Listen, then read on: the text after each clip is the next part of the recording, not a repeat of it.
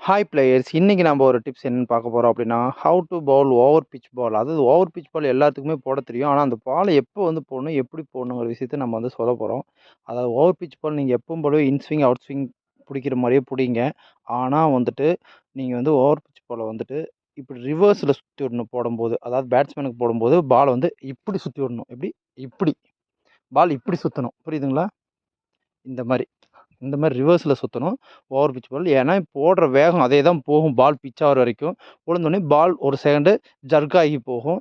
So, இந்த பால் நீங்க போட்டீங்க அப்படின்னா, ஓவர் பிட்ச் பால் விக்கெட்டுக்கான வாய்ப்பு நெறைய இருக்கு. சரிங்களா? ஸோ, போற வேகம் எப்பவும் போல உங்க ஸ்பீடு குறையாம போகும். ஆனா, அங்க உழுந்தோனே பால் ரிவர்ஸ்ல சுத்துனோனே பால் என்னாகும்? குத்தி இப்படி போகும். குத்துன வேகத்துல இப்படி மறுபடியும் மெதுவா போகும். ஸோ, அந்த டைம்ல பேட்ஸ்மேன் ஓவர் பிட்ச் தான் உழுவுதோ, அதே ஃபாஸ்ட்டுக்கு அடிச்சிடலான்னு அடிக்க ட்ரை பண்ணும்போது விக்கெட்டுக்கான வாய்ப்பு நெறையா இருக்கு. சரிங்களா? இந்த டிப்ஸ் பிடிச்சிருந்தா